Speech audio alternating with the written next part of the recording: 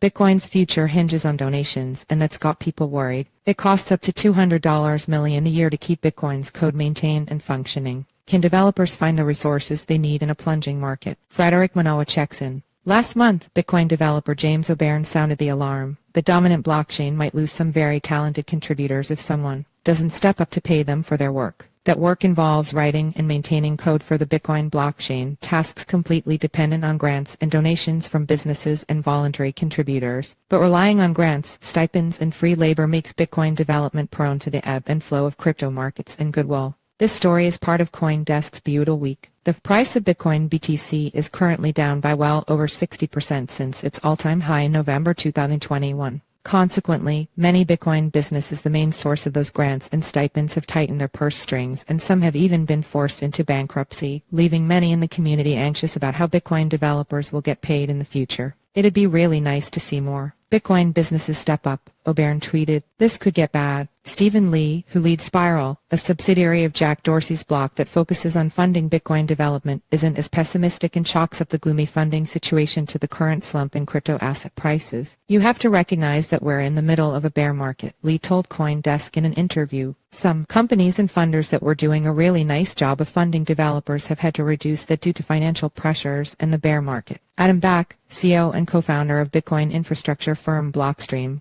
chimed in with a response to O'Byrne's SOS and pointed out that the recent deluge of layoffs may have forced cash-strapped crypto exchanges to cut spending and opt out of renewing developer grants. What happens if funding dries up? How bad could things get if the bear market persists, funding dries up, and Bitcoin development grinds to a halt? What's so critical about the work Bitcoin developers do? Gloria Zhao is a maintainer for Bitcoin Core, or just Core, the most popular software for connecting to the Bitcoin network. She approves updates to Core suggested by other developers and knows a thing or two about the project's inner workings. Every software project requires maintenance, Zhao explained in a podcast interview. Up to 70% of software project activity is actually maintenance work, and I think it's more than that in Bitcoin Core. Many people only pay attention to big protocol upgrades like 2021's Taproot, which improved Bitcoin's privacy, scalability, and security. Smaller incremental wins and ongoing maintenance don't get as much recognition, but Zhao says that's where most of the work is. The vast majority of changes are just like bug fixes, Zhao explained.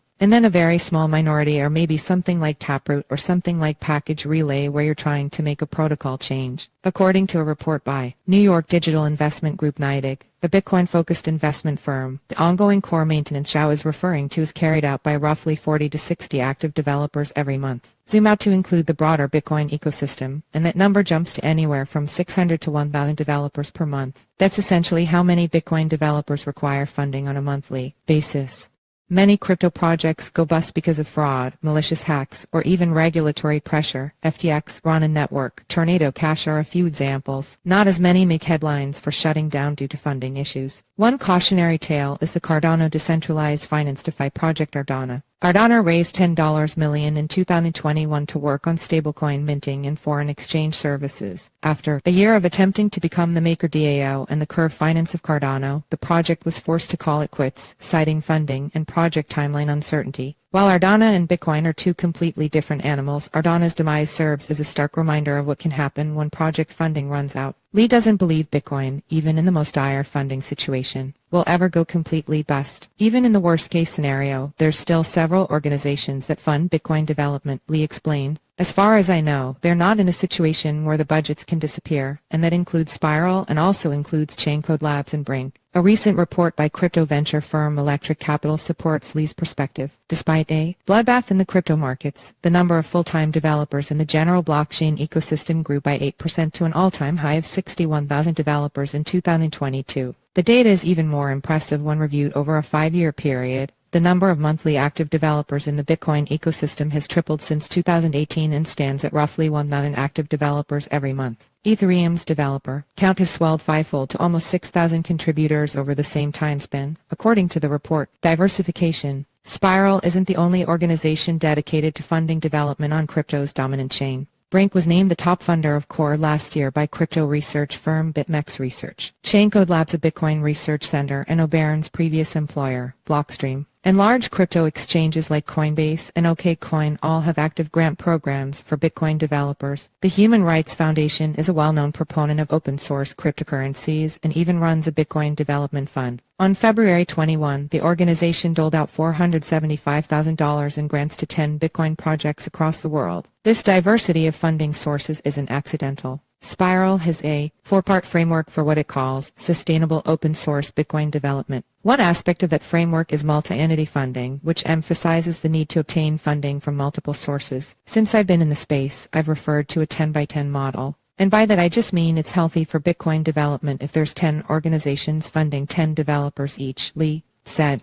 And I don't mean that literally. It'd be great if there's 11 organizations versus 10. But there shouldn't be one dominant organization funding Bitcoin development. This concept seems counter to how the majority of blockchain networks approach funding. Most so-called decentralized networks are governed and funded by central foundations. Ethereum, for example, was pre-mined via the second largest crowd sale on the internet at the time, and ongoing development is mostly funded by the Ethereum Foundation, which held $1.06 billion in its coffers last year. Bitcoin doesn't have $1.06 billion lying around to fund development. A rough back-of-the-envelope calculation indicates $150 million to $200 million would be required every year to fund development in the entire Bitcoin ecosystem, assuming 1,000 developers receiving Google's average $150,000 to $200,000 annual compensation for software engineers. Spiral's total annual budget is in the neighborhood of $3 million, according to Lee. The network's lifeblood is the goodwill of its community, and that goodwill can come from organizations like Spiral or organically from entrepreneurs like Ryan Singer, who responded to O'Byrne's concerns by offering to hire 1 or 2 engineers for a Bitcoin project he's working on. Singer's engineers would be allowed to devote 25% of their working time contributing to Bitcoin. It was intended to cover contributions to the Bitcoin Core GitHub repository, Singer told CoinDesk.